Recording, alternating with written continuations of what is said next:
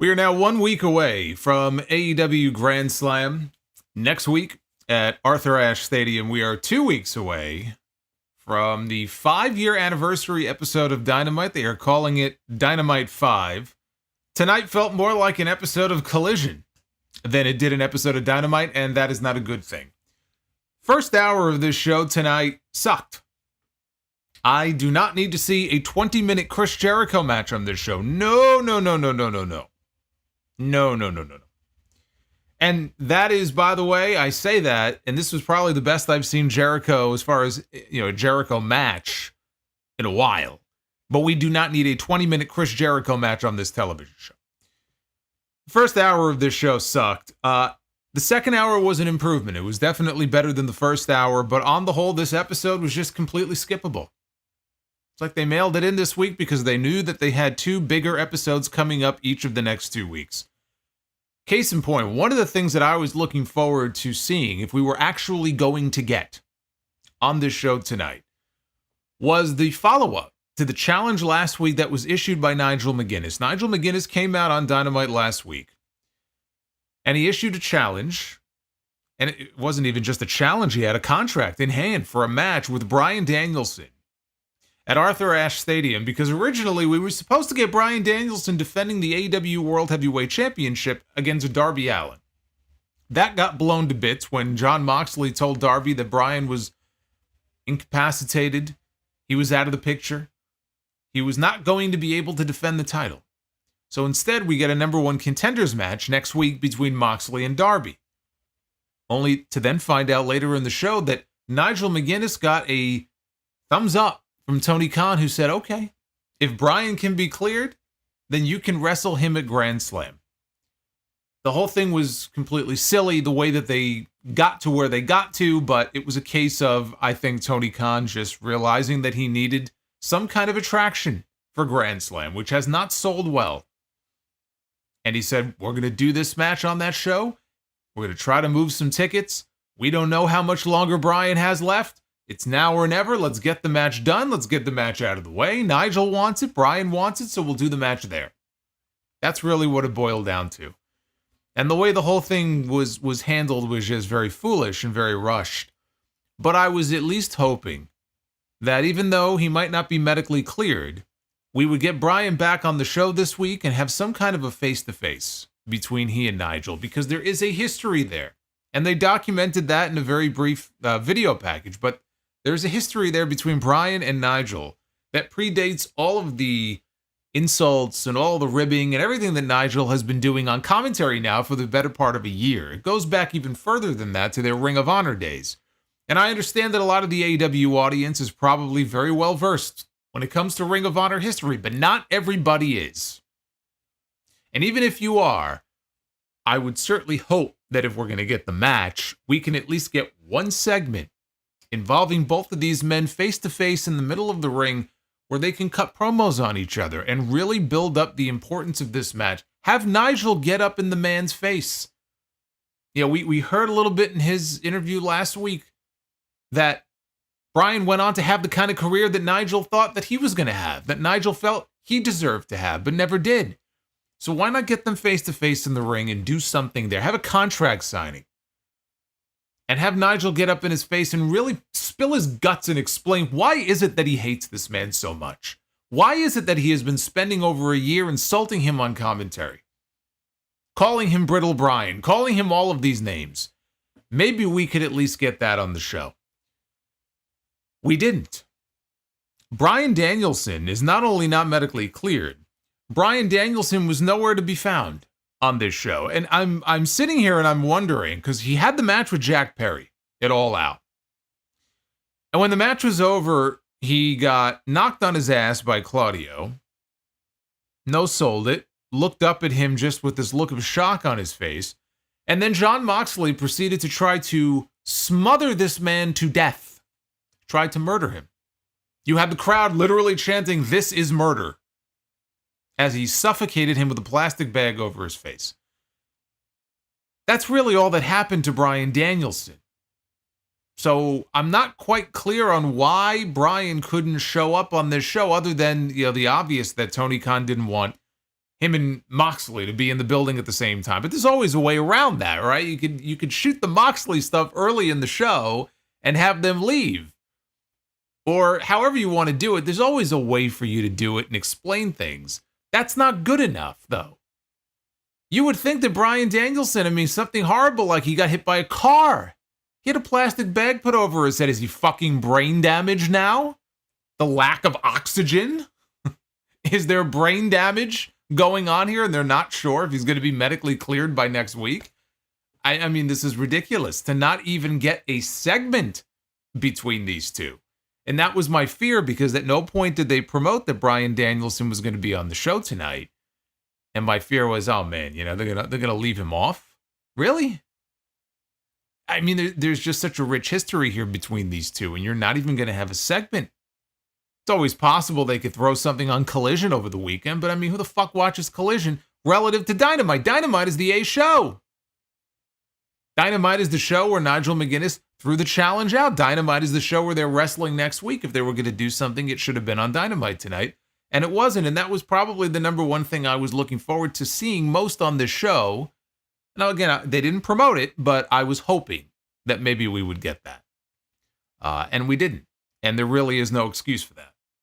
This whole thing is completely rushed in a way that it really should not have been, but here we are. This is what happens when you've sold barely 5,000 tickets to your big stadium show next week.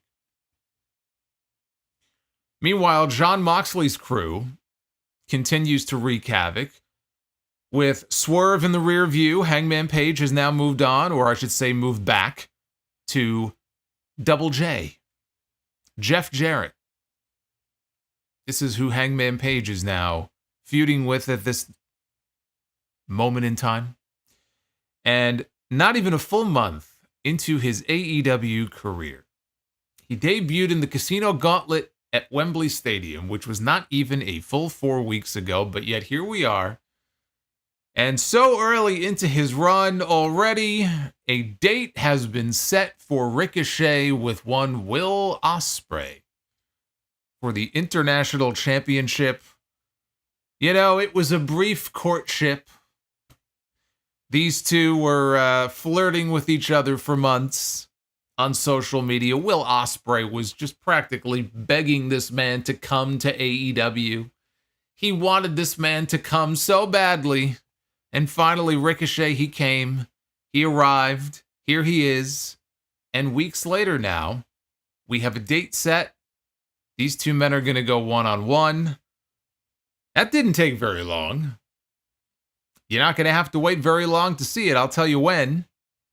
And we'll go through the rest of the show as well, which, again, there was more good than bad in the second hour as compared to the first. But I did not like this episode of Dynamite tonight. I don't want to watch Dynamite, and when it's over, I want to sit here thinking, man, did I just watch Collision, or did I just watch Dynamite? If I want to watch Collision, I'll watch Collision. Because it's very clear at this point as far as the ranking of the shows, what show is at the top of the pecking order, what show's in the middle, and what show is bringing up the rear, that being Rampage. And from the sounds of it, Rampage may not be around for much longer, which is okay with me. But that's another story for another day. This is your AEW Dynamite review. It is Wednesday, September 18th, 2024. I am the Solomonster. I want to, first, before I go any further here, give a shout out to my boy Boots for a $20 or a $20, a 20 membership drop. This show has me all flustered now. 20 membership, 20 more, in addition to the 150 we had the other night, which I believe is a record. Boots, thank you, man. And also David Thiering. David Thiering broke in our new $15 Jacob Fatu Super Chat. Thank you, David. Super Chats are open, so if you want to send one in, you may do so, and I will read them. And if you have any questions, you can send them on in as well. Do me one other favor. Like and subscribe. Very simple. And when you subscribe, make sure that the notification bell is in the on position, so that way when I upload new content or I go live, you should get a notification and you'll know when.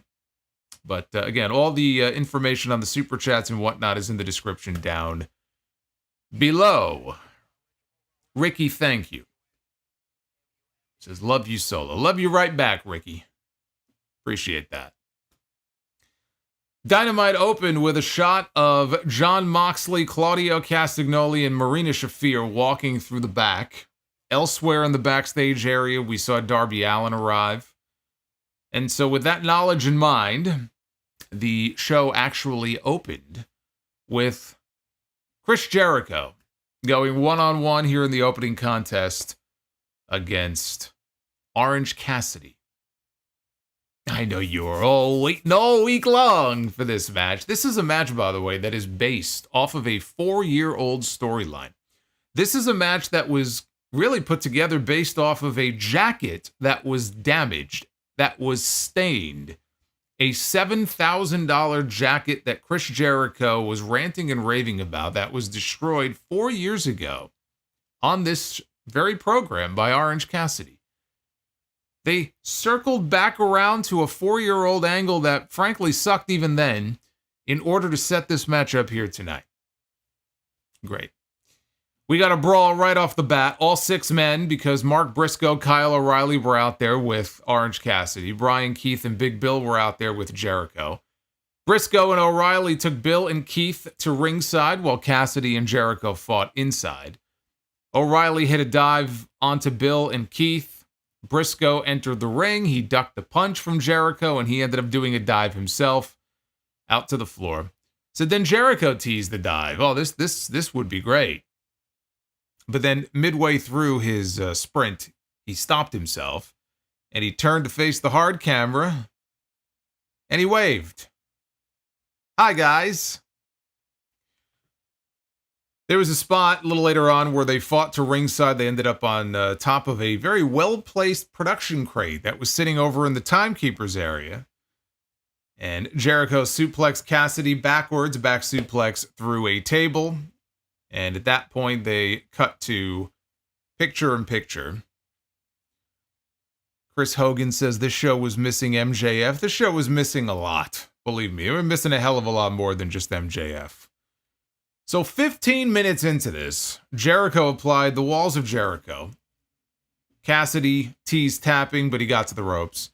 Big Bill then booted Orange Cassidy in the head. The referee did not see it because the referee was, or it was Aubrey Edwards. She was focused on Jericho. So Big Bill's on the outside, and with his big boot, plants it right upside Cassidy's head. So Jericho covered him, only got a 2 count. Bill O'Reilly. Fuck. Big Bill and Kyle O'Reilly. Good Lord. It's one of those nights. Big Bill and Kyle O'Reilly. Well, I guess if you merge them together, they would become Bill O'Reilly. They fought at ringside, and I assume they fought to the back because we never saw them again. Cassidy put Jericho down with a diving DDT for a near fall. Cassidy went for an orange punch. He got caught with a code breaker. That gave Jericho another near fall. So Cassidy ducked the Judas effect, hit beach break for another near fall. Brian Keith showed up, jumped up on the apron. Mark Briscoe showed back up. And with the referee distracted by all of this, Jericho tried to hit Cassidy with a roll of what they identified as a roll of quarters. I couldn't quite see exactly what it was. But it was a roll of quarters. Cassidy, though, avoided the punch, got the roll of quarters, used them while at the same time hitting the orange punch. And then he finally got the 3 count on Jericho. The crowd got into this, and it was probably, as I said at the beginning, the best Jericho match I've seen, certainly on TV in quite a while. This did not need 20 minutes. I did not need to see Chris Jericho opening the show in a 20-minute match. I just don't. This did not need to go this long. And let alone to base it off of a dumb 4-year-old angle that I didn't even care about then. I'm not really sure what the point of any of this was. They aired comments backstage from last week's show. So this was filmed after the show ended last week. It looked like they were back in the parking area, parking garage somewhere. From the Blackpool Combat Club. Pac said, Yuta, where have you been? We're the Trios champions, and we haven't heard from you since the pay-per-view. Next week, we have a title defense, so it's time to come back to work. Claudio said he's not mad, he's just disappointed. He thought he taught him better. Show up next week and help us defend our Trios titles. Moxley and Marina Shafir, at this point, they walked into camera view. Moxley told Yuta, it's your choice. You're free to leave. You're not trapped here in this group, but he has a personal responsibility to the greater good. And so Yuta has to ask himself, what kind of man did the BCC teach him to be? We come back live. Alex Marvez is in the back, and he catches up with Wheeler Yuta, who is on his way out of the arena. I was looking at my watch at that point, and I said, boy, you know, it's awfully early in the show. And Wheeler Yuta's already out. Well, at the end of the first hour, I was kind of like Wheeler Yuta, where I'm like, all right, you know what? I'm just about out of here. So Wheeler Yuta's about to exit the building, and Alex Marvez stops him. And Yuta said he was very conflicted about everything that's been going on. One thing Bryan Danielson taught him is that you don't change who you are just because people around you are changing. He takes pride in carrying the Trios titles, and so next week, if they need his help, he will kick whoever is put in front of them, he will kick their ass. Whoever it is, it doesn't matter. Again, I'm just tickled by the fact that this man was literally walking out of the building and leaving the show, and the show had just started. Like, where is he going? Why did he even come to the show? Why is he even there? If he's just going to leave literally 20 minutes into the show. Why ask why? Then we go from all this to Hook in a squash against JD Inc. That's what they called him. JD Inc., who was tatted up from chest to toe. The only part of his body that wasn't tatted up was his face. That's next. He'll get the Mike Tyson face tattoo. But that was the only part of the body that had no ink on it at all. And I noticed, because he got in the ring, and he was smiling, and he was flexing, and then on the inside of his right bicep is the Undertaker tattoo. He has an Undertaker tattoo. The Undertaker symbol. Remember the symbol that he raised Austin on that time? He has the Undertaker symbol tattooed on the inside of his arm. I guess it's supposed to be very intimidating, I guess. Interesting choice. Roderick Strong was on commentary for this because he's next in line next week for a shot at the FTW title, which is still being defended. Why? I don't know, but it's still being defended. Hook suplexed him around and then tapped out Tattoo Man in the Red Rum in about 2 minutes. We were 30 minutes into this show. And I thought I made a mistake and I was watching a replay of Rampage from Friday. It's the amazing Gunther. Oh, saved by the Gunther. Loves Gunther, the magnificent. All hail Gunther. Saved by Gunther. That's the first great thing I've seen all night. Gunther from Jake Jones. Dropping a $50 bomb. Jake Jones, thank you, brother. He was with us the other night. Jake is back with us tonight. quieter night. This was a quiet episode of Dynamite. I don't blame people. People probably passed out at their fucking computer, fucking drool coming out of their mouth, the fucking food knocked over on the floor. I don't blame you. I don't blame you. But Jake, thank you, man. Very much appreciate that. Alex Marvez was backstage and said that Claudio, Pac, and Wheeler Yuta had issued an open challenge for the trios titles for Grand Slam next week. And he introduced Isaiah Cassidy and Mark Quinn of Private Party, saying that it sounded right up their alley. Now, I assume he was referencing New York, which is where they're from. Otherwise, I mean, they're not a trio, so I don't know why that would be up their alley, but we'll assume it was a hometown thing. Cassidy said that if Moxley wants a war, he should let them be their first battle. And he also said that they would find a partner to challenge for the trios titles next week, being that the show is in their backyard of New York City. Renee was backstage, and she was with the Patriarchy, as Christian Cage brought up his son, Nick Wayne, and said that he will be having a fatal four-way match on Rampage this Friday involving Rocky Romero, Leo Rush, and Kip Sabian. Christian said the match would start Nick's road to glory because Christian has decided that he and Nick are going to be champions simultaneously. So not that they're going to be tag team champions, but Nick will hold gold and Christian will hold gold. And why will he hold gold? Because he's got the contract. He's got that open contract that he won in the Casino Gauntlet back at All In. And Christian said that that would not go over well. He looked at Renee and said that would not go over well in the Moxley household because Moxley also wants the AEW World Heavyweight Championship, but Moxley does not have the contract for a shot at the title. He does. And Christian noticed that Nick had wandered off in the middle of this, and he saw that he had walked over to confront Kip Sabian, who seems to always be hanging around these guys.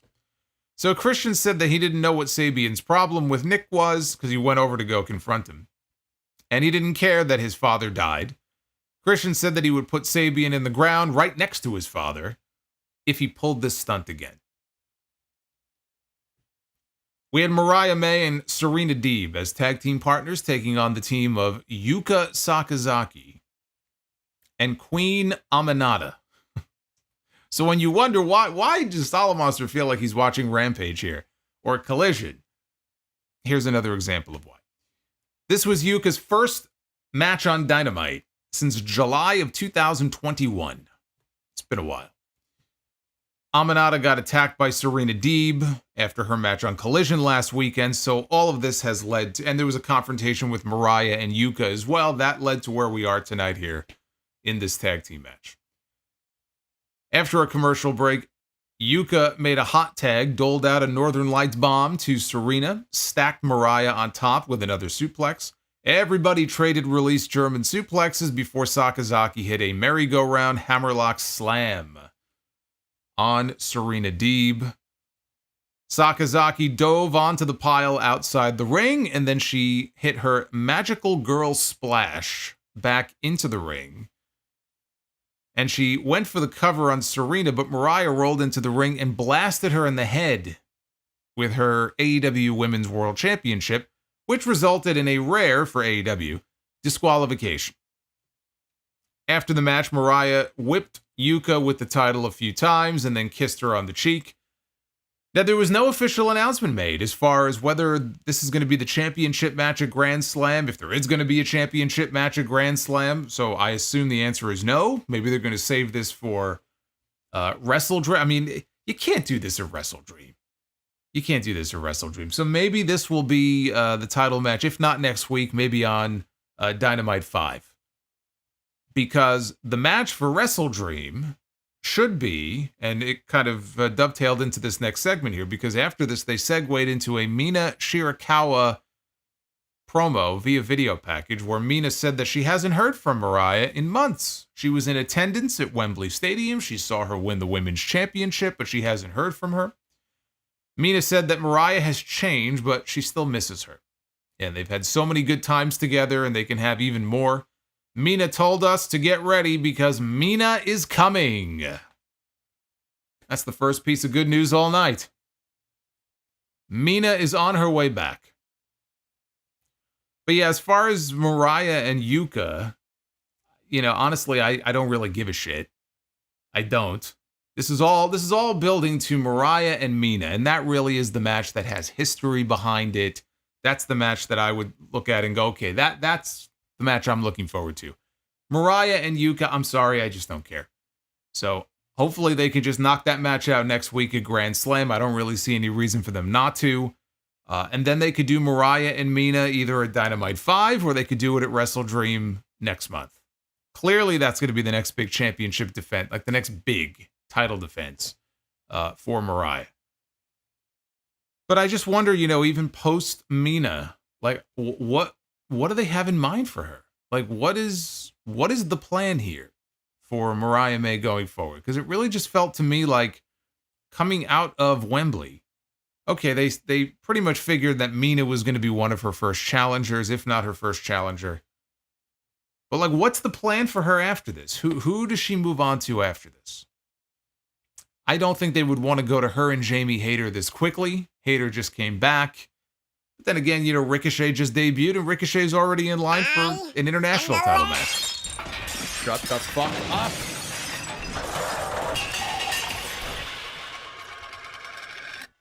Fuck that tree. Tuxedo T. Servo, thank you for the $12 learning tree.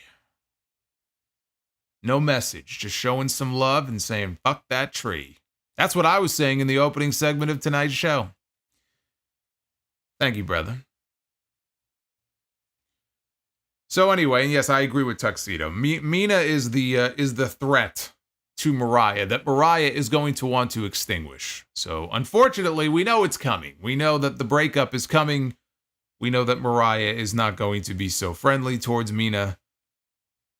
Mina didn't say that she's going to be on the show next week, though. They weren't promoting her for the show next week, I don't believe. But it doesn't mean that they won't, during the week. I'm sure we'll get more announcements on Collision, on Saturday as far as what is going to be taking place at Grand Slam next weekend. They cut to the announcers on stage where Excalibur explained that even though they were promoting the match for Grand Slam next week, they had the graphic up, Bryan Danielson one-on-one, non-title, with Nigel McGuinness, right? They are promoting that match for next week. The match would only happen if Danielson was medically cleared by match time, because he is still not medically cleared to compete. And I will again bring up my point from earlier. Why? Like, I know Danielson's been beat up all year. They've constantly talked about how he's just generally beaten down. He's going to need neck surgery before, the year is over. We know this already. He just won the world championship. He had that first defense against Jack Perry. He didn't get hurt. But again, he got a bag put over his head. I don't understand why are they so worried that he's not going to be medically cleared by match time? Have they specified a specific injury that is causing this concern that he may not be able to compete next week in this advertised match? He had a fucking bag put over his head. So unless he's brain damaged and he has lost certain functions that he has not yet regained, it's just very silly that he couldn't, at least send it a videotaped promo. For God's sake, are they reteaching him how to speak? I don't know. I don't know. Again, he had a bag over his head. He didn't get a fucking anvil dropped on it. So then they tried, because he wasn't there and we didn't get an in-ring promo segment with them, they were going to throw it to a video package explaining some of the history between the two men. Only they tried to throw it to a video package and it kept restarting. So they tried again and the same thing happened. So then they cut back to the announcers and it's like, well, we're having some technical difficulty, so why don't I just tell you about the history between Bryan Danielson and Nigel McGuinness? And Tony Schiavone begins to go into the history, but then Excalibur says, oh, we got the issue resolved. Let's try again. So they go back to the video, and this time it actually worked. My goodness. So the video included some Ring of Honor footage from their ROH days, current comments from McGuinness, Mark Briscoe, Roderick Strong, Jerry Lynn. Nigel called himself the best wrestler in the world, not Bryan Danielson. And that was it. That was it. Now we have the match. Just like that. Now, of course, only if Bryan is medically cleared, of course. But they're not going to advertise the fucking match unless the guy is medically cleared, so we know it's going to happen. Very, very underwhelming, very, very disappointing that they are just going into the match without any serious build-up to it whatsoever. I mean, you can't just give us one fucking video and say, well, now you're adequately prepared. Now we're ready for Bryan Danielson against Nigel McGuinness. And it's not even a matter of, like, the history of it. Like, knowing what the history is. Like, okay, we know what the history is. But to not have any sort of interaction between the two is just such a waste. Such a waste. For a match that could have been so much bigger. I'm not saying that Danielson and McGuinness is on the level of what Danielson and Kenny Omega was, or what Danielson was against Ospreay for the first time, or against Okada for the first time. It's not. It's not. And there are a lot of people, frankly, who did not watch wrestling or grow up watching wrestling when Nigel McGuinness was actually active in the ring. They may not even know he is a fucking wrestler. Okay? So I'm not going to make it a bigger deal than it really is. To a certain segment of the fan base, it is. And I'm happy for Nigel that he's getting the chance to do this because he hasn't been back in the ring in so long. Right? Before Wembley, his last match was in 2011. That was the same year that Edge was forced into an early retirement. And when he came back in 2020 at the Royal Rumble, they're like, he's been gone for 9 years. I'm like, holy shit, 9 years. Well, Nigel's been gone even longer. That's a long period of time. But I'm sorry, like, and this is a match I was looking forward to. I thought we were going to get it last year at Wembley, and then Bryan unfortunately had the concussion. I think it was a concussion. And he wasn't able to make it back in time for that show. Or else we would have had this at Wembley Stadium last year, I do believe. So now we're finally getting it, and this is the build-up to, I mean, what kind of half-ass fucking build-up is this?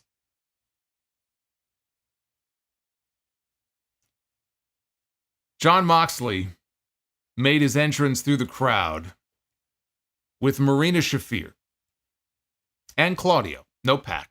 Once they got near the barricade, they weren't quite at ringside yet, but once they got near the barricade, they got jumped by Private Party.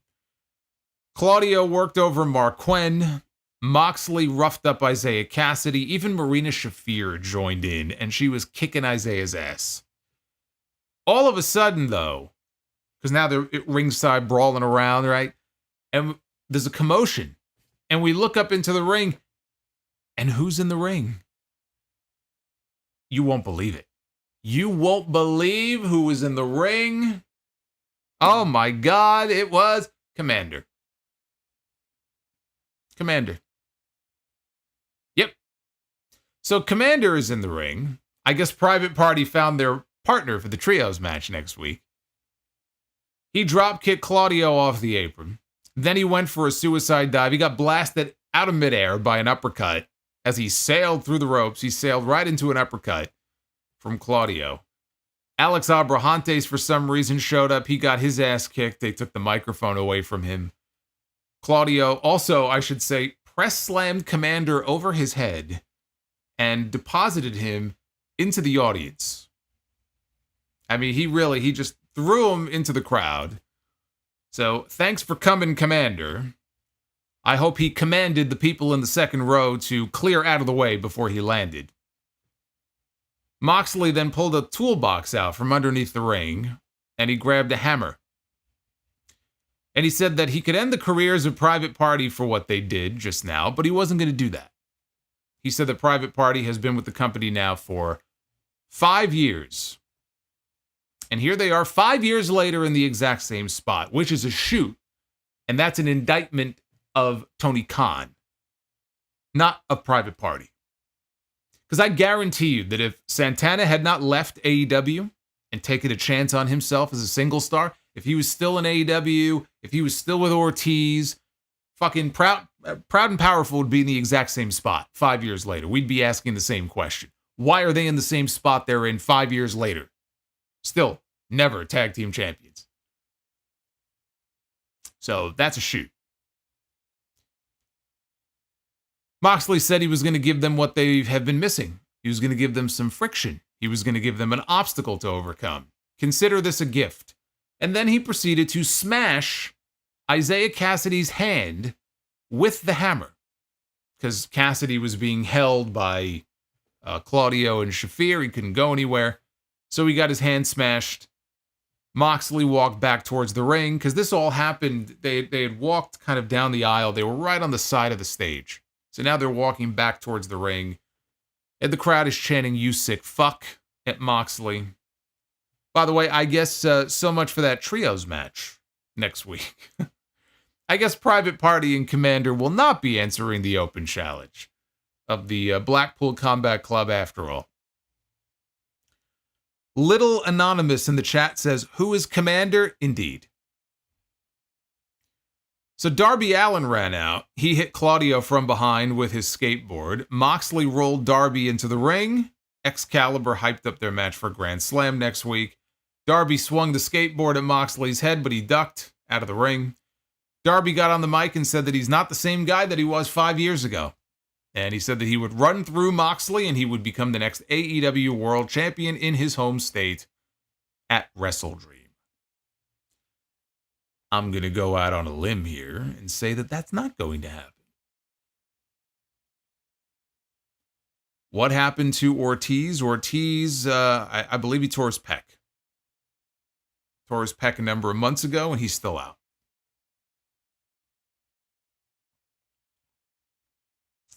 One Fall Wrestling says, biggest question, who cares about any of this? It's a great question. I don't know. Ricochet against the Beast Mortos. The expected good match from these two. Mortos, now I have not seen every match. I'm not watching every match that he's had on Collision. I'm not watching every Ring of Honor match that he's had, but I've seen enough of him, even before he had to change his name from Black Taurus, that he's very good. And the matches that I've seen him in, he's always been, very, he reminds me a lot of Sheamus in the way that when I see that Sheamus is wrestling on TV, I know that I'm always going to get a good to very good match with him. Like, he's always just very consistent and reliable in that way. Like, I just see him, I'm like, all right, we're gonna have like a banger of a match here tonight. Who's he in there against, right? It almost doesn't even matter. And Mortos is kind of the same way. And this match here was no different. Of course, Ricochet, you know what you're gonna get with Ricochet. Mortos got more offense here also than you would imagine. Ricochet tried a somersault dive. Mortos caught him in a powerbomb position on the way down and then planted him with an apron powerbomb. So it was all Mortos during the commercial break. He hit a massive pop-up Samoan drop for a 2 count. Mortos tried a monkey flip. Ricochet sent him to the floor, and they tried the somersault dive spot again. Mortos, though, missed catching him. A little botch. So he just hoisted him up for a powerbomb, only for Ricochet to turn it into a float-over Code Red. No, that is not... It is not Mil Muerte. You're thinking of Mil Muertes from Lucha Underground. This is not Mil Muertes. This is a totally different person. Mil Muertes was bigger also than Black Taurus. Back inside, the springboard 450 hit, and Ricochet went up top, but he got cut off by Mortos, who joined him on the ropes. And Mortos hit an avalanche gorilla press slam. Only got a 2 count out of it. Ricochet picked up his 3rd straight win, though, with his Vertigo finish. Fun match, and another win for Ricochet, who remains unbeaten so far in singles matches on TV here since he debuted, racking up wins in an attempt to get himself into contention for the international title. And speaking of, in the back later on, Renee was with Ricochet, and they were immediately interrupted by one Will Ospreay, the reigning international champion. Ricochet, now, before I even get into what Ricochet said, Ospreay apologized. Because Ospreay was being kind of a dick to him recently. And Ospreay said, like, there's always heat between us. I apologized for last week. And Ricochet accepted his apology, and he says he's doing what Ospreay told him to do. I'm getting my wins up. Everyone is coming after Ricochet, he says, more than he's worried about them. They're more worried about him than they are Will Ospreay. And Ricochet then revealed that he got his match from Tony Khan, and it will happen on October 2nd, the 5-year anniversary episode of Dynamite. He gets his international championship match against Will Ospreay. And he said that Ospreay might be on another level, but Ricochet is out of this world. I'll see you real soon, little bro. And then he walked off. Tony Khan couldn't help himself. He just couldn't do it. He just couldn't help himself. Honestly, I have to give him credit. He held out a little bit longer than I thought he would. I thought maybe he would just fold, and 2 weeks in, he would just kind of throw this match out there on TV. But he's going to wait a couple more weeks, and then he'll do it then. 1 month. 1 month it'll be into his AEW run. With 3 wins under his belt, Ricochet is going to challenge Will Ospreay for the International Championship. Now, they're doing this on the 5-year anniversary show. I wish I was going to be here live for it that night. I won't be. It's going to be a great match. Look, if you enjoyed the Will Ospreay Pac match at All Out, this is going to be like that, but just ramped up. Like this is going to be an insane match, but it's going to be that kind of match. And so if you love that, you'll love this. I personally would have held off a little bit longer, but look, I don't mind it. I'm not going to hate on it. Because let's not forget, Bryan Danielson, when he came to AEW, remember what his very first match was? His very first opponent was Kenny Omega. It was on Grand Slam. That was his first match. It wasn't like there was this long, drawn-out build.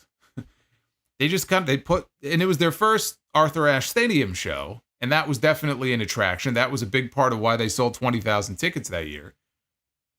And they had just an incredible match. It was 30 minutes of greatness, and they went to that time limit draw. My issue with it is that we never got a sequel. That was it. We never got another singles match between those two, and at this rate, we might never get another one. So that's my only issue with that. I think that this one here, this needs to be a series of matches. So do the first one on TV. You could do the second one at Wrestle Dream, and then maybe run it back for a third time at Full Gear. So that's what I think. Could they go to a time limit draw in the first match? As long as it's not 60 minutes, they can. We just had a 60-minute match, or 59 minutes and change, with Ospreay and MJF in July. We're not going to have that again. But if it's like a 30-minute time limit, 20-minute time limit, absolutely. It could go to a time limit draw. And then you run it back. You do it again on pay-per-view. You do it at Wrestle Dream. So this needs to be a series of matches. I think it will be. Like Danielson and Omega was one and done. I don't see this being a one and done. But nobody should be surprised by this, that Tony Khan is going right into this, because this is why Ricochet was signed, honestly. Right? This is the main reason why he was signed.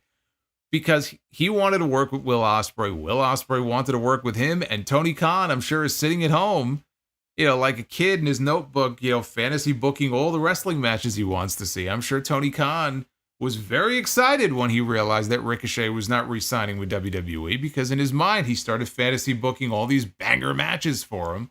And this one was right at the top of the list. So it wasn't a matter of if, it was a matter of when. And he held out as long as he could, but we're going to get it in 2 weeks. They aired footage from Collision last week of FTR and the grizzled young veterans, with the Outrunners making the save after GYV made the post-match attack. So then we were informed that there's going to be an all-star 10-man tag. Stop me if you've heard this sort of thing before. An all-star 10-man tag team match coming up on Collision this weekend. It's going to be FTR, the Outrunners, and Hook taking on Roderick Strong, GYV, Roosh, and the Beast Mortos. That will be taking place on Collision this weekend. Because, of course, 10-man tags, 12-man tags, 20-man tags. Get the whole fucking roster in these tags, right? They love doing these matches. At least the Outrunners are getting more screen time. I like the Outrunners. I want to see them do well. I like their vignettes, too. Shout out on the vignettes. Tony Schiavone was in the ring. He welcomed Hangman Adam Page to the ring. And Schiavone brought up that Page mentioned last week that he would take out anybody who has ever defended Swerve Strickland or had his back. Page knew that it wouldn't just be Strickland who would have to pay the price, but those who protected him from Hangman. And he also took issue with all the fans who cheered for Swerve over him. As well he should. He did nothing wrong. The people turned on him. All he was doing was eye for an eye. He was defending himself, he was defending his family, and he was getting revenge, which anybody would want to do for somebody who broke into their home and violated them in that way and violated their family in that way. So good on him for taking it out on the fans, because the fans suck. He's 100% right. While he was home suspended for 4 months, he remembers a loud voice from the commentary desk. And Tony Schiavone, I think, suspecting his impending doom, tried to change the subject, and he mentioned Jeff Jarrett, and Hangman said that Jarrett is not the one that I'm talking about, it's you. And he said this as he physically backed Schiavone up into the corner. Jeff Jarrett made his entrance. He got attacked by Hangman once he got in the ring. They started fighting. The fight spilled outside. Page tossed him back into the ring. He was setting up for a buckshot lariat. One of the security geeks grabbed him by the leg, and then several security geeks entered the ring. Jay Lethal, Satnam Singh, Karen Jarrett, they came out, and Hangman retreated to the stage. But Jarrett was fired up, and he requested a microphone. And he said that he'll be damned if he's going to sit backstage and let Hangman put one finger on Tony Schiavone. Jarrett said that there was an entire locker room that wanted to beat the hell. I mean, he was very winded as he cut this promo. But, he's old. So, of course, it's understandable. But he said there's an entire locker room that wanted to beat the hell out of Hangman. And Jarrett said that he is at the front of the line. He promised that if it's the last thing he does in his career, somehow he will kick Hangman's ass. The thing about Jeff Jarrett, he's an old school guy. He knows how to get heat. If he's a heel, which I feel like he has been for the majority of his career. So he knows how to get heat, and he also knows how to cut a great fiery babyface promo, like he's back in his youthful days in Memphis. He's very good at both, and he's good at throwing a punch as well. He's got one of the better work punches in all of wrestling. So he's very good at that. And he got the crowd behind him here in this segment, through his promo. I just have no interest in seeing him. I have no interest in seeing him in the ring wrestling. I just don't. Hangman's going to beat his ass. He's going to win. Just like Chris Jericho, right? He wrestled Orange Cassidy and he put Cassidy over. Right? It's good to see the old guard putting over the new guard, or the newer guard, because that's the way it should be. But when you wonder and you ask yourself the question, why is AEW struggling so much? Why does it feel like the product is as cold as it has ever been? Which it is. I'm not talking about what their next... It's the amazing... Oh my God, look who it is. Jerry Lawler loves Gunther. Coggies was at the show tonight. All hail Gunther. Coggies was at the show tonight, and he just dropped a $50 Gunther bomb. What a nice gift this show was. The sound off is the gift that keeps on giving. So here's one from me. I hope we sounded loud. 40 ain't so bad, I guess. Happy birthday to Coggies, and the crowd, it sounded loud at times. From what I saw, there weren't that many people in the building. Coggies was one of them, though. Coggies, I just wish they would have given you a better show. I hope you enjoyed it live, but this was not the best Dynamite that they could have given you, Coggies. But thank you, brother. Thank you very much. He's still at the show. Oh, he's still there. Okay. Oh, they must be taping Rampage. Oh, no, they're taping. Are they taping Rampage now? I guess they are.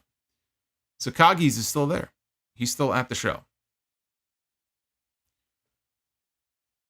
But what I was saying is, when you wonder and you ask yourself the question, why is the AEW product so cold right now?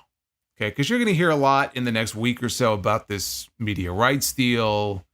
And hopefully that comes to fruition, and their future for the next 3 or 4 years will be safe and secure, because we need it to be safe and secure so they have a home and they could focus more on the stuff that they need to be focusing on instead of worrying about where the show is going to air. Once that's locked in, Tony Khan can turn his attention fully to what he needs to, which is creative.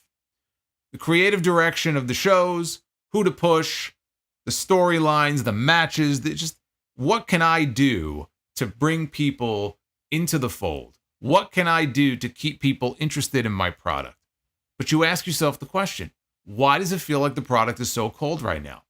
Why are the ratings down? Why are they having so many issues with domestic attendance? And this is why. You're giving us Chris Jericho against Orange Cassidy. Why? Nobody cares. Hangman Page against Jeff Jarrett. Jarrett may go out there and surprise a lot of people, and it may actually end up being a fun match. But why are we doing Hangman Page against Jeff Jarrett? And we wonder why people aren't tuning in droves. They're tuning out in droves. Oh, gee, you mean Hangman Page and Jeff Jarrett is not drawing in the eyeballs that this company needs? This is one of the many issues they have. It's a perfectly serviceable match, but it's not a match that a lot of people want to see. If it was a match that a lot of people wanted to see, the people would be tuning in to see the match. This is why. This is one example of why. They closed the show with the trios match, pitting Will Ospreay, Kyle Fletcher, and Konosuke Takeshita, representing the Callis family against the Young Bucks and Kazuchika Okada. Takeshita would not even give Ospreay the time of day here at the beginning of this match. He does not like this man. Ospreay, Fletcher, and Takeshita, they hit stereo dives out onto all three members of the Elite, leading into the picture-in-picture break. Okada knocked one of his partners off the apron mistakenly, and he got isolated by his opponents, who hit him with a triple drop kick that led to a near fall.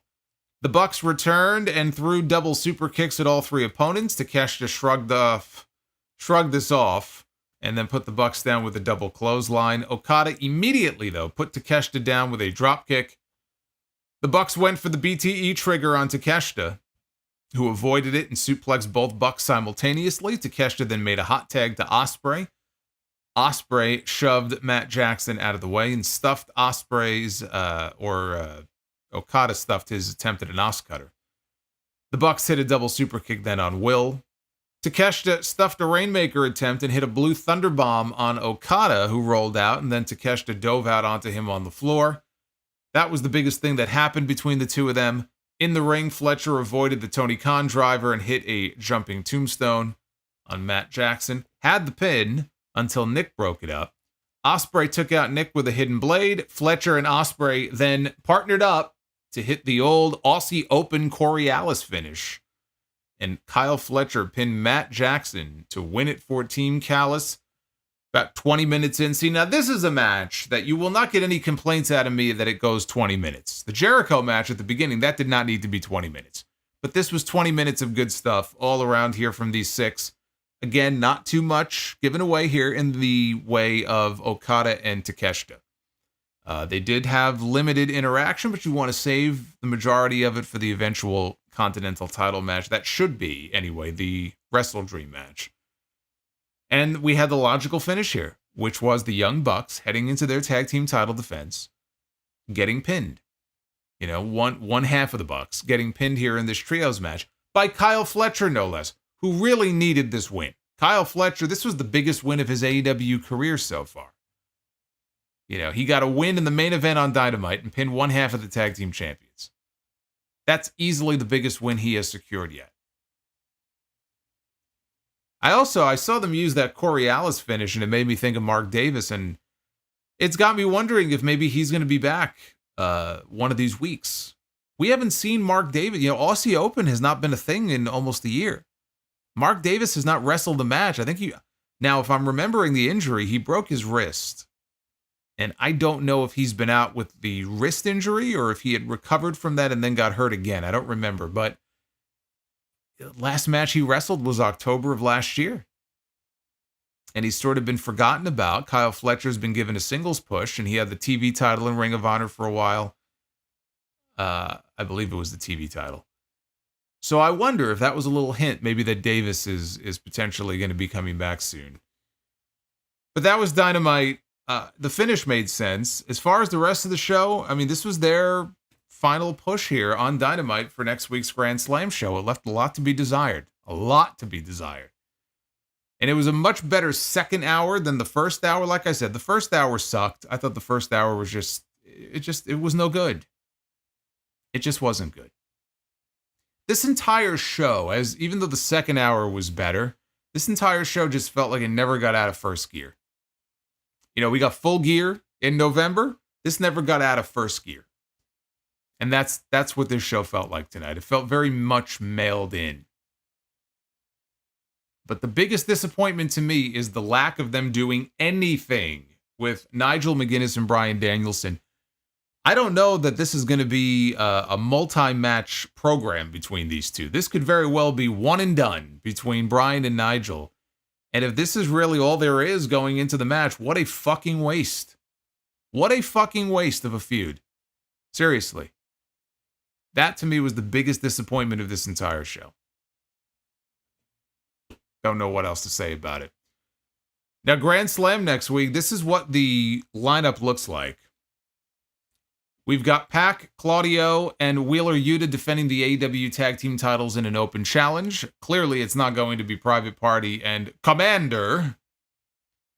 So, who it's going to be, we don't know. Hook is going to defend the FTW title, who cares, against Roderick Strong. We have the Young Bucks defending the Tag Team titles against Will Ospreay and Kyle Fletcher. They're not going to win the Tag Team titles. And I see this probably leading to a big angle at the end of the match where we formally might have Ospreay kind of excommunicated, even though he's technically not part of the Callis family. He's still friendly with them. But this might be finally where Callis kind of cashes in his chips and says, fuck this guy. And maybe they all turn on him, including Kyle. Maybe Kyle Fletcher turns on Will Ospreay and we get Mark Davis back. So Aussie Open is going to be reunited anyway. I don't know. It feels to me like there's going to be some big angle that comes out of this when they lose. But the Bucks are going to retain. Darby Allin is putting his world championship opportunity against Jon Moxley. I think Jon Moxley is going to win it. I personally would rather see Darby because I feel cheated out of that Bryan and Darby match. I was looking forward to that match at Grand Slam, and now it feels like we may not get it. How is Jon Moxley not going to win this? I mean, he's in the middle of one of the big angles right now, right? It's the big angle in this company. What's going on with the BCC? Where's it going? Who's going to join? How does Moxley now win this match, right? Unless we have some kind of a non-finish that leads to a three-way match in Tacoma, how does he not win this match? So I think Moxley is going to go over there, and then Bryan Danielson against Nigel McGuinness. Now, again, the stipulation is that if he is medically cleared, he'll be medically cleared. And we'll get Bryan and we'll get Nigel. And Bryan is the AEW World Champion. Bryan should not be losing to Nigel McGuinness. Bryan has said the next match he loses, that's it for his full-time career. Now, is that only title defenses? Do non-title matches not count? He can't lose this match. So either he wins straight up or there's some kind of fuck finish and we don't get a clear-cut winner. But the match is going to happen. And I'm excited for it, but I wish I was even more excited had Tony Khan booked this the correct way, which he did not. And that sucks, because you really only get one shot at this. And it just feels so rushed and so incomplete that, as much as I'm looking forward to the match, I'm still left disappointed. Here's the Twitter poll. What did you think of Dynamite for September 18th? That's not a good score. 40% of you have given this show a thumbs up. 60% of you, roughly 60%, have given this show a thumbs down. And you know what? I think it's a deserved score. I did not like this show tonight. Yeah, Big G says, I think he said he'll stop when he loses the title. Well, even still, he should not be losing to Nigel McGuinness. I mean, what are they doing here? They're gonna have Nigel beat him and then challenge him for the championship later on? I am the Lord. Shut the fuck up. I mean, I guess they could. Fuck that tree. It's always possible. But yeah, this is not a good score for Dynamite tonight. Go ahead and vote at Solomonster on X is my handle. That is where you can go to vote, as you can every single week. If you want to know where those polls are posted. If you didn't know, now you know. All right, let's get into your super chats here. We are currently sitting at 300 likes. My goodness, that is not good either, man. This is just a bad night all around. Thanks, Tony. Thanks a lot. All right, let's get into your super chats. Let's see what you got here. Don't forget, Christian is floating around with his title shot to cash in. That is true. Christian still has that championship match whenever he feels like cashing in on it. David Thiering starting us out here. Actually, there was one, I believe, that came in before I went live. And I believe it was Jerome's. Let me hit Jerome first. Jerome Eugenio, do I think Ricochet versus Ospreay will end in a time limit draw? I talked about that before. I think there's definitely a chance. If we're talking like a 20-ish minute time limit, yeah. Because then that would just lead directly into the rematch they could do on the pay-per-view. But David Thiering breaking in our new $15 super chat. When I saw that you added this one, I was thinking to myself, I gotta find out what this is.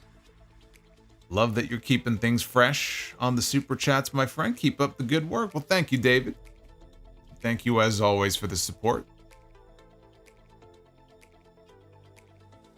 Jeremy Rose, you take Swerve and MJF off the show, and this is what you get. Absolute trash. The same guys over and over. No compelling stories. No reason to watch. Unfortunately, you know what? Jeremy's not wrong. There really is nothing... There really is nothing compelling at this time as far as that one big feud, that one big match, that one big storyline. We'll see where the Moxley one goes. We're still in the early stages of whatever this story is going to be. And we have not seen Bryan since All Out. But yeah, they're really missing that, at least that one big thing right now. And it's not even just Swerve and MJF. It's Swerve, it's MJF, it's Kenny Omega, all the people who were already missing. You know, I mean, there's a lot of names missing, but it takes more than just names. Even if Swerve was on the show tonight, would the show really have been that much better? No, probably not. MJF wasn't going to save this show. Are you kidding me? Devin from New Jersey, can Solo spin a B-ball on his finger? And if so, what would be the dono amount so we could see? I don't have a basketball, so it doesn't matter. I can, but I don't currently own one, so the answer is no.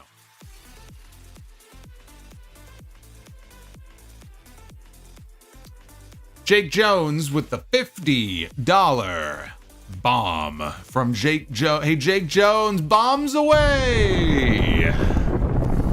Oh my goodness. Oh my goodness. Jake Jones, the famous tag team of Jake and Gunther, has arrived. I feel like AEW is starting to trip over its own feet after a really great last couple of months. Yeah, I feel you, brother. I feel you. Jake, thank you, man. You and Gunther make a great tag team, I gotta say. I'd put the belts on you before I would take the belts off the Bucks and put them on you too. Easily. Esru, call me weird. Weird. Call me weird, but I want to put Yuka Sakazaki in my pocket. She is a tiny woman. Isn't she? She is a very tiny woman with a very funny voice. And apparently, she's going to be challenging for the Women's World Championship, so... Alright.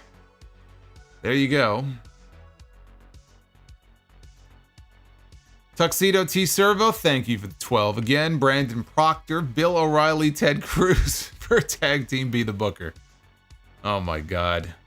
What circle of fucking hell did you pull that from? Coggies with the 50. Again, Coggies is at the show tonight. Again, he said, what a nice gift this show was. Sound off as the gift that keeps on giving. Again, happy birthday, brother. Fire Panda, yes. You got to check the pinned message. You got to pay attention. That's the new one. We've got Levi Litova. Glad to finally be a part of your channel. Been watching for a while now. Best choice for TNT with JD2. Take care. Hey, Levi, thank you, man. We had a great show last night, too, if you missed Tuesday Night Titans. But thank you for popping your head out here. I always get the lurkers every now and then. They finally speak up, so I know they're there. Oz and Glorious says, I enjoyed the show. Tony Khan is booking almost exclusively for the sickos and trying to give everyone screen time right now. Ratings be damned. Ratings be damned indeed. You got that right. Also, Tony Khan, he says, if you're watching, I need a break from Orange Cassidy. Seeing him every single week doing the same thing for 5 years straight has gotten stale. Well, you don't say. You mean to tell me that you weren't impressed? That Tony Khan went back in time and dug up some shitty story from 4 years ago to resurrect for a fucking match here on his television show? That didn't put a little tingle in your loins? Didn't get you excited?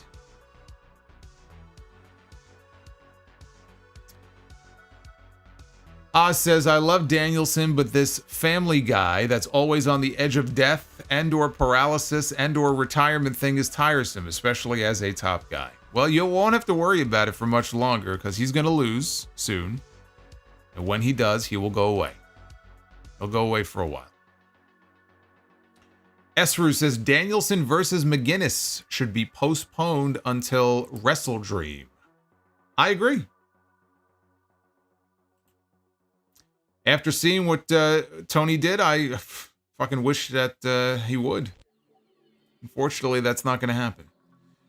Chris Mikesell, what's your favorite Jeff Hardy Swanton Bomb given or moment? Probably the night that he won the championship. I love you, Solo! Oh, I love you too, Jacob. I love you, Solo. Says Uffman Entertainment for Fire Panda. Ah, yes, Fire Panda wanted to see the new one. Well, then Fire Panda should have triggered it. You gonna make poor Uffman do it? What's the matter with you?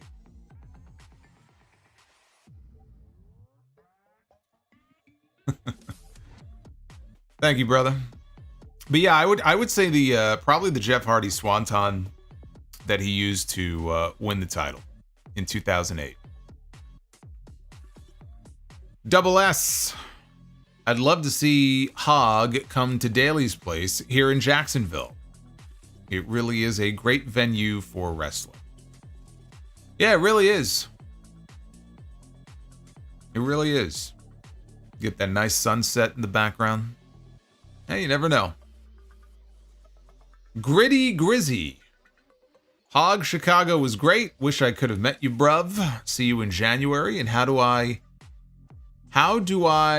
do the Learning Tree Super Chat? Oh, the Learning Tree. The Learning Tree is the $12 drop. So when you donate a certain amount, and you'll see the special amounts, I mean, it could be any amount you want, but the special amounts are listed under the description, under the video. That one is the $12 one. Yeah, Fire Panda, that sounds like a glitch on your end. I would get on desktop if I were you. It's probably a phone issue. And then, of course, Uffman with the 15 that he just dropped, which is our brand new one. Uffman, again, thank you. And there you go. Just like that. We have gotten through all of your messages here. We're very economical with our time tonight. Unfortunately, we're at 330 likes, which is well short of our usual goal for Be the Booker, which means After back-to-back streams of 2 rounds of Be the Booker, we get no rounds of Be the Booker Richie tonight. Rich over here dropping all this money on me. Hey, I just want you to know. Who is this? I think you rock. Oh, it's Boots. I don't mean The Rock, A Rock. Oh, man. You rock. And I just wanted you to know that. It's our boy Boots with the bomb. It's a Boots bomb.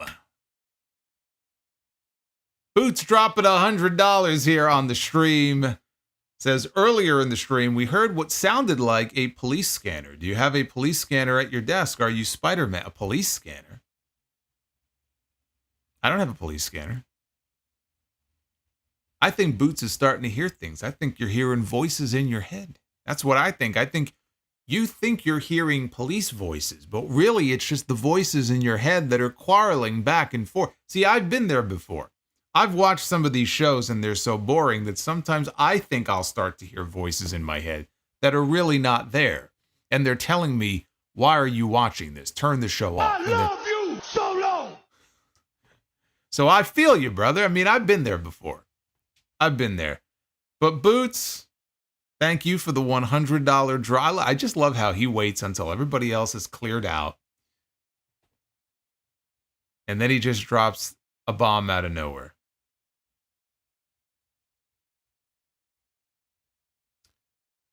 Look at Richie Rich over here dropping all this money on me. Hey, man. I just want you to know, I think you rock. I don't mean The Rock, A Rock. You rock. And I just wanted you to know that. Uffman Entertainment with a bomb of his own. Bombs away, man. We're getting bombs dropped left and right here. So now there were people who said that there was some kind of weird static at the beginning. I'll have to go back and listen to that, but it's been okay ever since. Man, you know what? I may have to start wearing headphones. I really don't want to wear headphones. They're all big and bulky. No, I may have to, though. I'll have to go back and listen to that. Maybe it's the aliens are trying to send some kind of signal. Maybe they're trying to communicate with us. I'll go back and check it out. But Uffman with the $100 super chat. Hey, Uffman, thank you, man. Oh, man, Baby Shaq. Baby Shaq just dropped a 99 cents. Thank you, Baby Shaq. With a drooling emoji.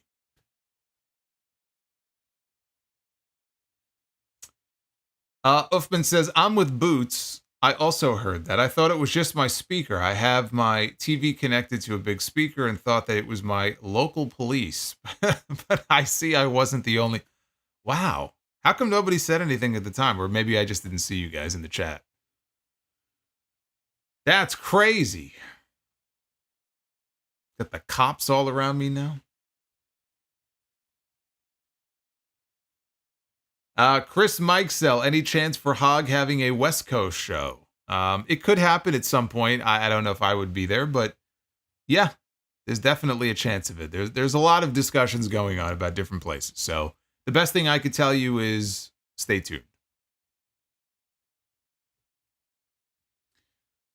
Jeremy Rose, great job solo. Just want to say thanks despite the shit show that AEW produced. Well, you're very welcome, Jeremy, and thank you for the $15. You are quite welcome, sir. Boney, what's been going on with Rikishi? I get being a loving father, but his Jimmy tweet made me nervous. Yeah, I have no idea. Apparently Jimmy is fine. I have no idea what Rikishi is tweeting. I don't follow him on Twitter. I don't know. I'm not going to comment on it because right now it's a non-story. Hopefully it stays that way. HBKC83, do we get a Reggie from Seattle appearance at the Royal Rumble? A Reggie from Seattle appearance at the Royal Rumble? Am I missing something here? I feel like I'm missing something. Clue me in. Ed Swoggle, shout out to Ed Swoggle. He's been a channel member for 20 months. Yeah, the aliens were saying this Dynamite sucks. I think so. I think they were so offended by the show tonight that they felt that they had to chime in. Good to see Uncle Saudi joining us here. Pisco95. Hey, Solo, not AEW related, but how would you feel about Kevin Owens and Randy Orton turning heel on Cody, leading to a triple threat match at War Games? I like my other idea better because I feel like time is not on their side to properly book a bloodline. I love you, Solo. Oh, man. I love you too. I love you too, Wolfman. I feel like time is not really on their side for doing Bloodline versus Bloodline at War Games this year. The idea that I actually talked about this on TNT last night, what I think might be more realistic is Roman, Cody, Orton, and Owens. And it would be interesting how they can convince Orton and Owens to team with Roman Reigns. But that's the War Games team on the babyface side. They take on Solo's Bloodline. You shoot the angle in that match where Owens and or Randy Orton turn on Cody. That could be where Orton drops Cody with the RKO, or maybe they walk out on him in the match. Whatever angle it is that you're going to shoot, you shoot it in the War Games match. I like that idea. If they're not going to go Bloodline versus Bloodline, that to me seems like the likeliest scenario for a War Games match. Roman, Cody, Orton, and Owens on one side. That could be your team right there against Tama Tonga, Tonga Loa, Jacob Fatu, and Solo Sikoa. 4-on-4. And that works.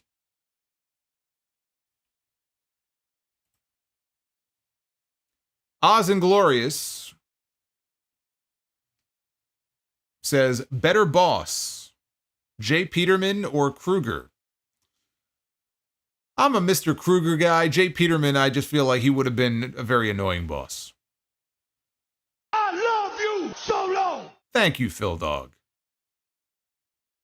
I love you as well. I'm feeling the love tonight. I'm feeling the love. Uffman Entertainment says Mets won 10-0. I saw that, yeah. Sweep the Nats. Next up, 4-game series against Philly. Let's glow, Mets, for Grimace. That's right. Fuck the Fanatic.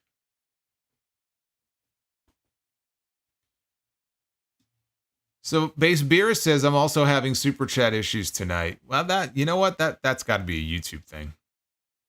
Clearly, YouTube is on the fritz. But again, just a word of warning. If anybody ever has any issues like that, sending a super chat, it's not going through. If you're doing it on your phone, if you can, you could try it on your desktop, or if it's not working on desktop, you could try it on your phone. It happens sometimes. It's a YouTube thing. I don't know why, but sometimes it'll work on one platform and not the other. Makes no sense to me, but that's what people tell me. Sometimes it works on one, but not the other. Anthony, what's going on, Anthony? Thank you for the $3. Will you be going to Grand Slam next week, Solo? I've been invited. I could get tickets from someone if I wanted, but no, I will be here. I will be here covering it so I can go live when the show is over and be here on YouTube with all of you. Phil Dog, did Athena piss off the higher-ups in AEW? I feel like she is being wasted on Ring of Honor. Brother, you're preaching to the choir here, man. I've talked about Athena to the point where I don't mention her anymore because I got tired hearing myself talk about her. You know, being trapped in Ring of Honor. She has now, by the way, set the record, the all-time record in Ring of Honor history for the longest reigning champion of any kind in ROH. And I'm like, I hear this the other day, and I'm like, okay, well, that's cool and all, but that also is a sign that maybe she really shouldn't be in Ring of Honor anymore. Maybe it's time to elevate her to the AEW level, don't you think? Don't you think it's time for her to get back on AEW TV? Because I think so. Evidently, Tony Khan does not. It's ridiculous. It's like she's being hidden away on that show. The thing that always puzzled me was that we would get other Ring of Honor champions freely appearing on AEW television.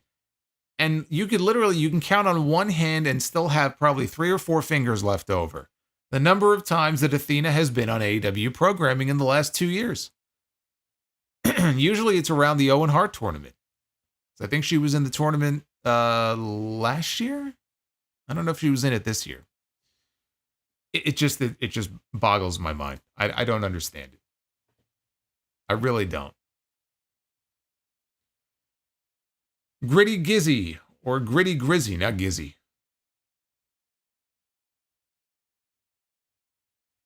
Says it only gives him the $9.99 or $19.99 option. Yeah, well, we just talked about YouTube being YouTube. YouTube gonna YouTube. Unfortunately. HBKC83 says, whoops, Ricky from Seattle. See, that's why I was confused. He said Reggie. I'm like, who the fuck is Reggie? Ricky from Seattle. Well, I don't know. We'll have to wait and see. I don't know. And the Winston slip. What is your favorite Ring of Honor match ever? My favorite Ring of Honor match ever. Man. I am very partial. Well, there's 2 of them that really... I love you, Solo! Thank you, Base Beerus. It says Shrek or Austin Powers. Austin Powers. With Ring of Honor, I mean, there's so many great matches, though, from the history of that company, and so many that I was in attendance for. Maybe the best match I was ever in attendance for was Bryan Danielson against Kenta at the Manhattan Center. One match I was not in attendance for, and I wish I was Samoa Joe and Kenta Kobashi. And you're gonna hear that probably at the top of a lot of people's lists, and rightfully so. I mean, it was a very big deal at the time. But Joe and Kobashi is one of those elite sort of classic Ring of Honor main events. But like Steen and Generica, I mean, there's so many to choose from. Me personally, I'd probably go with Danielson and Kenta. But that whole period back then of Ring of Honor, I mean, it's just, you can't top. You just can't top the matches from that period. Base Beer says, restarted my phone and now I can super chat. All right. That's what I like to hear. Ed Swoggle, buy, rent, or sell, Axe, Smash, and Crush. Well, I'm going to sell on Crush because he really never should have been part of Demolition. I'm going to buy on Smash and I'm going to rent on Axe. I always liked Smash's face paint more. Weird, I know, but so that's how I would break down the different members of Demolition. I was always a big Demolition guy. Justin G just came in with a 5. No love for Wayne's World. Wayne's World. It's awesome. It's excellent. Now you're taking me back, man. I haven't seen Wayne's World since probably the first time I saw Wayne's World. Now we get Wayne's World on AEW television. It's Nick Wayne doing a fucking Wayne's World off the ropes. Wayne's World, party time. Excellent. You know, I can't listen to Bohemian Rhapsody and not think of Wayne's World. Like, Wayne's World ruined that song for me. I can't. I just can't. I can't listen to that song and not think of Wayne's World.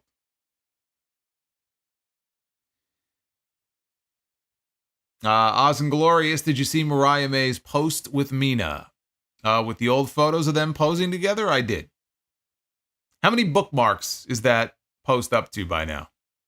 It's got to be in the thousands, I would think, right? Gritty Grizzy, almost to 400. Oh, yeah, I haven't checked. I haven't checked to see where we are here on the likes front. We are 2 likes away from 400. We're at 398. 399. Really turned it around, didn't you? Solo! Esru, what did you think is the worst entrance theme ever? For me, it's the American Males. Oh my God, there's so many to choose from. The worst entrance song ever? I mean, look, we got Def Rebel right now, so take your pick. There's so many generic themes right now. God, the worst theme song ever. Yeah. Yeah, what? We might have to go with Brie mode. We might have to go with Brie mode.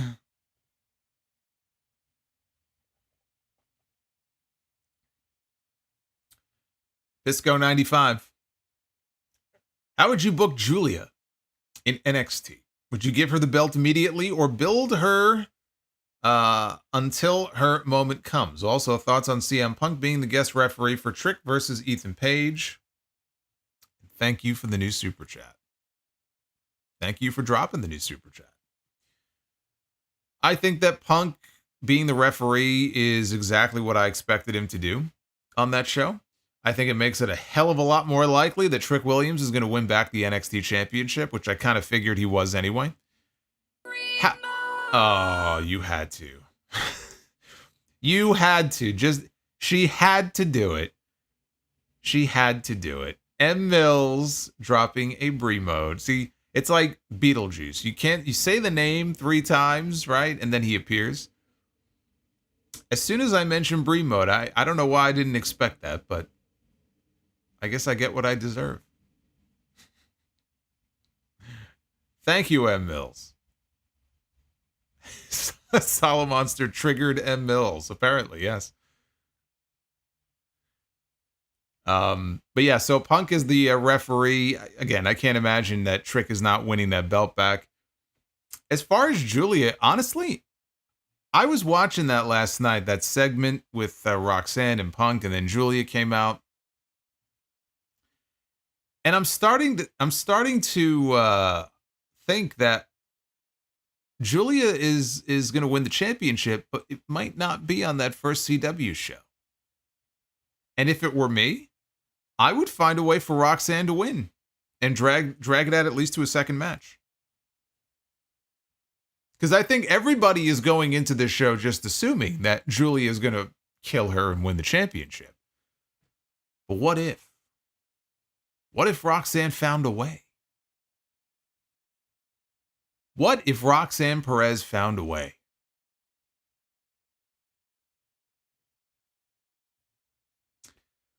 Devin from New Jersey. Why doesn't the sound off belt spin? Because no championship belt should ever spin. That's why.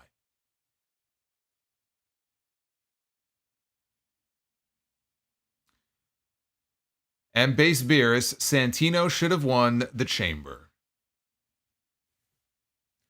I was one of those people in that moment who thought the same thing. Like, man, he's got just give him the win here. He wasn't even supposed to be in that match, right? He was replacing someone who was hurt. Was it Randy? Somebody was hurt. What year was that? That was 2012, right? I think that was 2012. Hey, look, it's Perk Angle. Oz and Gloria says Mina over Julia. Now, come on now. There's plenty of Joshi to go around. All right, we don't need to start ranking. We can enjoy them all.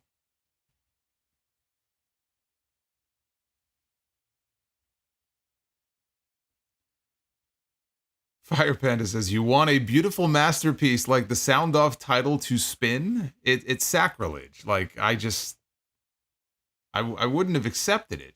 If it was gifted to me, I would have said, take it back. Or I wouldn't have done that. I would have just taken out the spin mechanism. I would have ripped it out with my bare hands.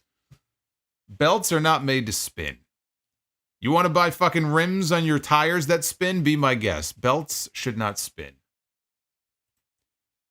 All right, well, we did ultimately hit our goal here for Be the Booker. We are now at 415 likes, which is what I like to see. So thank you for helping us hit the goal. And with that, let's go ahead and get into it. It is time to Be the Booker. Ladies and gentlemen, Booker. It is now time to Be the Booker. It is time to be the booker. That's right, cover up Jericho's face. He's got Kofi Kingston chest. I just noticed that. It looks like his chest is caved in. All right, tag team be the booker. Here we go. Over the past 2 streams, we have actually had 4 rounds of be the booker, but this should be it right here, and we're gonna try to make it a good one and make it count the first time. We're gonna begin with the Twin Towers, the team of the Big Boss Man and Akeem. Remember Akeem's dance that he would do when he would come out? Man, the Big Boss Man, I gotta say, and this is before the days of Wegovy and what's the other one? Ozempic. Big Boss Man put the work in, man. He really did. And you look at him in this image here, and then the way he trimmed down just a few years later, it's like a totally different person. And good for him. Good for him, good for his health. But he was moving around a lot quicker, too, when he dropped that weight. All right, so the Twin Towers.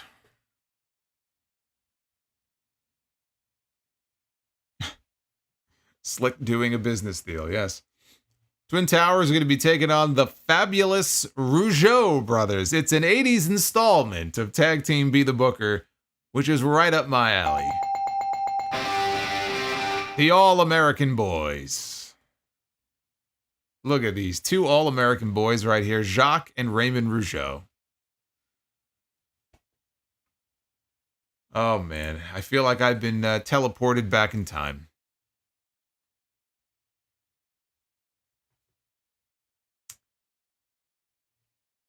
Women's Be the Booker, we begin with Lana.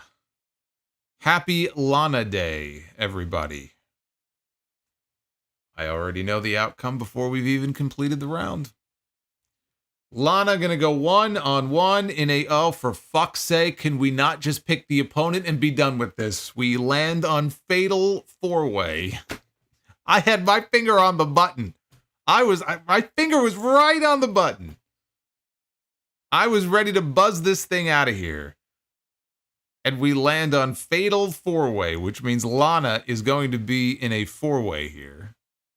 We have to choose 3 other opponents now. I thought that was going to be the end of it. We might be able to salvage this, though. If we have 3 really good... Yeah, if we have 3 really good picks here, we could salvage this. Xia Li is first up. So we've got Lana and we've got Xia Li. And then from there we go to, oh boy, Tessa Blanchard.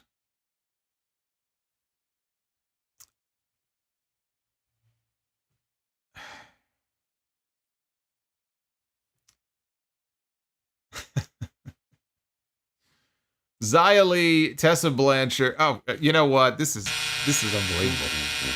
This is the worst match in the history of Women's Be the Booker. Lana, Alicia Fox, Xia Li, and Tessa Blanchard. You better keep Alicia Fox away from Tessa Blanchard. Alicia Fox will fucking beat the shit out of her. Tessa Blanchard is going to say the wrong thing to Alicia Fox, and Tessa Blanchard is going to be picking her teeth up off the mat. That's what I think. Actually, come to think of it, I should have given this the bell. I'd love to see that match. Put him in a shoot. Tessa Blanchard better watch her step. She better be very, very careful with what comes out of her mouth. All right. Men's Be the Booker.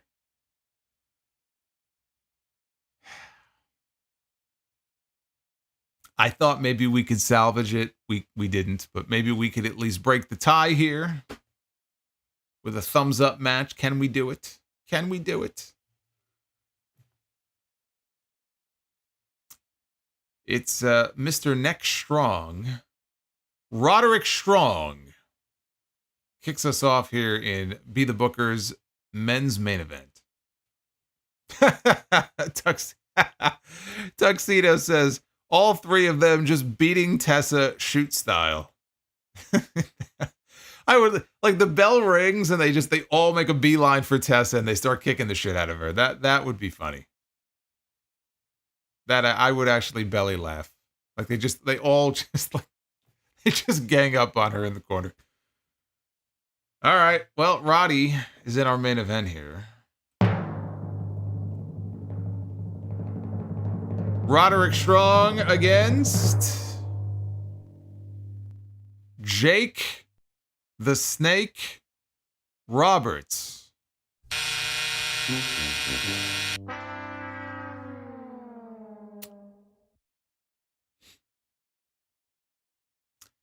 Now, there was a time where Jake the Snake Roberts and Roderick Strong would be a pretty good wrestling match. I'm just not feeling it as a main event here in Be the Booker. I'm just not. I don't know. Maybe it's just Roddy and how kind of bland his character is. I don't know. Not feeling it. So we unfortunately came out on the losing end of things here in Be the Booker. Not the way that I wanted it to end, but that's how it goes sometimes. A DDT to Roddy wearing the neck brace. Yeah, I think that women's match ruined my mood. Boney. Oh, I read Boney's. HBKC83. No, I read that one. I'm looking at the old list thinking it's new. All right, so I think we are caught up, right? No, we're not. See, I knew there were more. I knew there were more here. Boot says I switched accounts to hit the like. And he got hit with ads. The horror. Yeah, the horror. Justin Hesse with the $4.99. You get the last word. Justin says, will you be seeing Terrifier 3? I just got my Terrifier 2 and 3 double feature ticket. You know, I saw the first Terrifier. I know Jericho is in this Terrifier. I think he was in the second one, too. And I'm sure he gets killed off in the third one. I should see it for that alone. I saw the first Terrifier. I didn't see the second one. The first Terrifier, it's not even that, like, it scared me. It was so over the top gory that it actually turned me off a little bit. Which sounds weird, right? Because I'm a horror guy. But I don't know. Or maybe it's just that Art the Clown really just kind of disturbed me. I never saw the second one. So I'm not going to see the third one unless I actually see the second one first. If I see the second one, then I probably will end up seeing the third one. But right now, I only saw number one.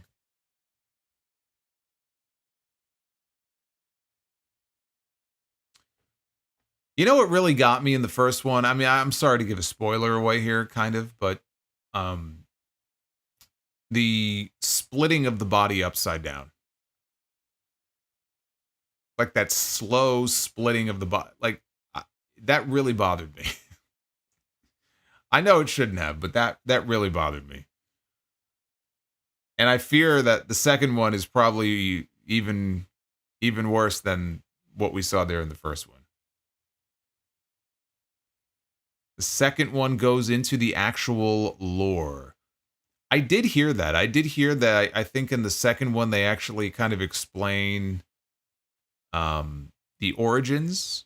But now correct me if I'm wrong. Isn't Art the Clown, like, that character originated in a totally different movie, right? Like, before Terrifier, that character, I think, was in another movie. And I don't recall what the movie was. I know I didn't see it. Because I just thought Art the Clown was an original character and they just created this movie out of, the character.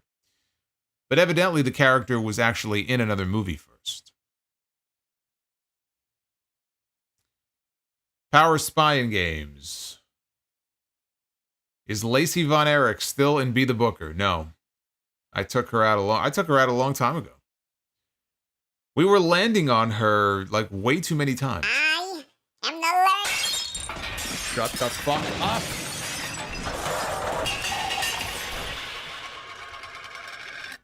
Fuck that tree. Fuck that tree. That's right. Yeah, we were landing on her so many times, and she was so fucking horrible when she was in the ring that I was like, all right, we gotta... Like, Be the Booker was like attracted to her, kept landing on her, so I got rid of her. Base Beer says, Painmaker Jericho is terrifying. Yeah, I mean, they could build a whole movie franchise around him. That'd be pretty scary. Maze the Great. As of midnight, I'm another year on this earth. Well, happy birthday to Maze. Is that 4-0? I don't know, but Maze, happy birthday, brother. May you have many more years here on this earth. And Base Beer says, happy birthday, Maze the Great. Absolutely. I echo that.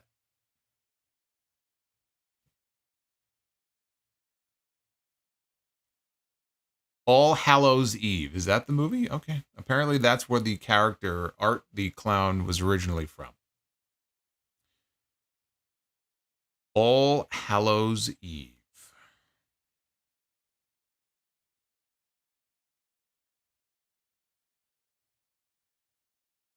What's going on, Harry? I hope you're having a good night. Braun Breaker is world champion. Not for a while. Not for a while. Not until 2026. Power Spying Games. I remember her versus Kelly Kelly in Be the Booker. Oh, there was some horrible matches that we landed on in Be the Booker. That was one of them. There have been some bad ones. Hey, Harry, what's going on? That is Harry's third super chat here on a live stream. So he's still a baby. Harry's a baby. It's only his third one. Harry, thank you for the $2. I appreciate it. I'm going to be back with you guys on Friday night. That will be for the SmackDown stream as we build to Bad Blood. We had quite the night last Friday. That's what kicked off all this insanity here on the channel. So that is when I will be live again with you. And of course, this weekend coming up will be episode 880 of the Sound Off, where I will be talking more about the AEW potential television deal, which is not confirmed yet, but it could be as soon as next week. I will get into those details on the podcast this weekend because that is what the podcast is for. And of course, all the other news of the week. Pisco. Looks like you're going to get the last word here. Can't wait for the eventual Julia versus Io Sky. Me too. Julia and Io, Julia and Asuka. We're going to get to see it all. Can't wait.